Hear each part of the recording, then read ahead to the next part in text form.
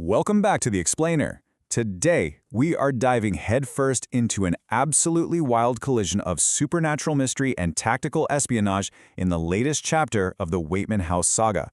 We're looking at Volume 4 of this incredible story, and honestly, I am so excited to walk you through how this narrative brilliantly weaves together occult magic and high-stakes security. Let's get right to it. Okay, let's kick things off with a pretty massive question that really frames our whole analysis of today's source material. What actually happens when a high-tech corporate security team goes to war over a book of the supernatural? You know, normally ghost stories and espionage thrillers exist in totally different universes, right? But here, the author forces them to share the exact same space. The result? A story where GPS trackers and tarot cards carry the exact same weight. It's a real game changer. Section 1. The Tarot Premonition. Carla's Mystical Afternoon. So we start off in the completely normal, mundane setting of Carla's dining room. But things get intense fast. Dee Dee's tarot reading perfectly maps out the emotional and thematic arc of Carla's life. These cards aren't just random spooky pictures. They're literally a roadmap of the plot. Step 1. The Six of Cups pops up, representing the past, specifically Carla's connection to her Uncle Clarence. Then, Step 2. The Lovers, pointing right at her present relationship with Larry. But Step 3? That's where the tension just spikes. The Nine of Swords represents future fear, dread, and sleeplessness. It's a chilling nod to the haunted Weightman house. And then, Dee Dee pulls a fourth card to seal the whole thing, the Clarifier. Step 4, Death. Now, Carla immediately panics, which, who wouldn't? But the crucial point here is that the death card really shouldn't be feared. In tarot, this card almost never means physical death. As Dee Dee explains to her, it actually signals Carla's shedding of her old life in Seattle to embrace a totally new, if unpredictable, destiny on the peninsula. It represents profound transformation. It's simply about closing one door so another can open. And this is where the bizarre duality of this story just blows my mind. It's like a crazy split screen. On one side, you have Carla and her new friend Zelda, a psychic medium, bonding over coffee and pastries, planning this cozy, casual seance in her living room. It's super light and social. But on the exact same timeline, Carla's boyfriend Larry is on the phone with Charles Smith, who is running a literal Black Ops paramilitary-style security operation to track stolen magical assets. The contrast is absolutely staggering. Section 2. The Bait and Switch. Tracking the stolen artifact. So let's look at Smith. Charles Smith is clearly not playing games here. He treats the theft of the supernatural McConnell book exactly like a corporate espionage counter-operation. He tells Larry that he totally anticipated the theft and actually swapped the real artifact with a decoy, a bait book rigged with a hidden GPS microchip right in the spine. He even has a retired federal agent tracking the thieves' movements in real time. No way, right? That is next-level preparation. And if we map out the getaway, the thief was incredibly precise. Hour 1, they leave the Weightman boathouse in a stolen local boat. Hour 2, they purposely bypass Nakamani Beach just to stay off the radar. Hour 3, they travel all the way to the public Port Williams Marina, a super congested area where it's super easy to blend in and disappear. Finally, in Hour 4, they double back on land, transporting the book south to a residence at Delmere Beach. This wasn't a smash and grab. This was a highly sophisticated, calculated evasion. Now, you might be wondering, a major crime happened. Why not just call the cops? Well, Smith's logic actually makes perfect sense when you break it down. Traditional police are a massive liability when you're dealing with the occult underground. He's up against professional syndicates, and he's terrified of inside leaks or corrupt local authorities.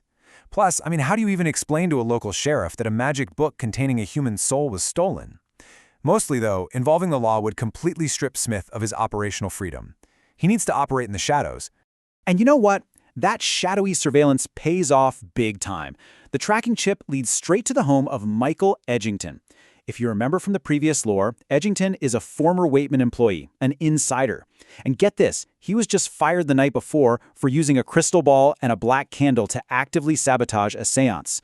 So our thief isn't just a random burglar, he's a disgruntled, magically inclined ex-employee.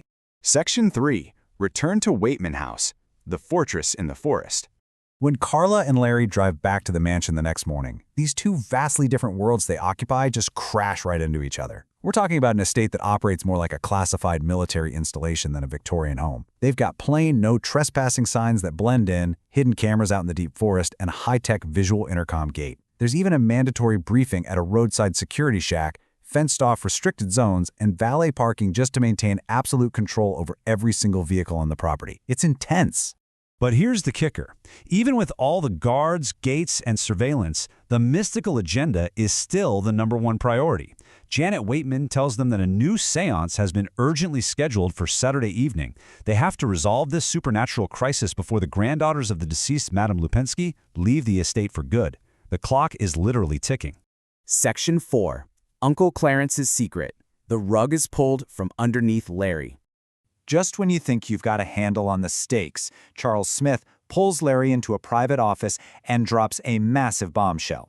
It turns out the inciting incident of this entire saga, Larry buying the McConnell book at Carla's yard sale, was based on a gigantic legal misunderstanding. The yard sale was entirely illegitimate. Carla never actually owned those books. When you look at the grounded reality behind the magic, it's actually kind of heartbreaking. Carla's Uncle Clarence was in deep financial trouble, facing foreclosure, heavily medicated, and way too proud to ask his own brother for help. Enter Janet Weightman. She swooped in, paid off his debts and medical bills, and saved his house. In exchange, he sold her his entire occult library. But Clarence died unexpectedly before Janet could physically move the books. She kept it a secret to protect his dignity, and a mix-up with retiring lawyers meant Carla inherited the house with no idea the books inside legally belonged to Janet. Charles Smith really hits the nail on the head here. Clarence was desperate, but his pride stood in the way. Beneath all the GPS trackers, the tarot cards, and the trapped spirits, this is ultimately a deeply human story about hidden desperation and secret kindness. Janet just didn't want Carla to be embarrassed by her uncle's bankruptcy. So what does this all mean for Larry? Well, he has been aggressively, righteously defending his rights to a supernatural artifact that he never, ever legally owned.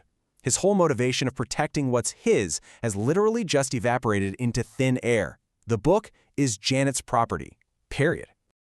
Section 5. The ultimate moral choice. An eternity in a paper prison. And this revelation sets the stage for a devastating ultimatum. Smith clarifies that the Weightman organization doesn't care about the book's monetary value. They aren't trying to steal from Larry.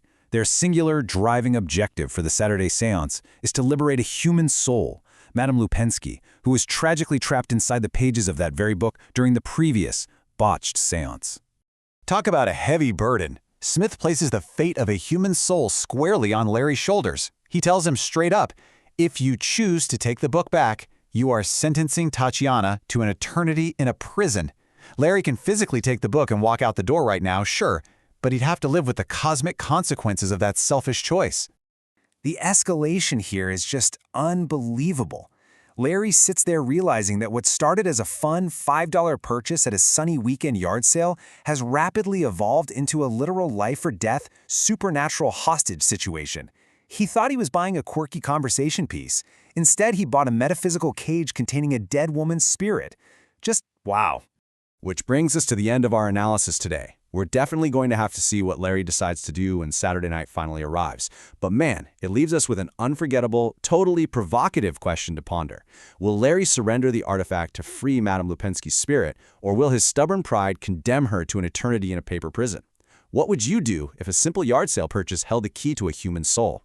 Thanks so much for joining me for this explainer, and hey, keep your eyes open. You never know what secrets the past is hiding.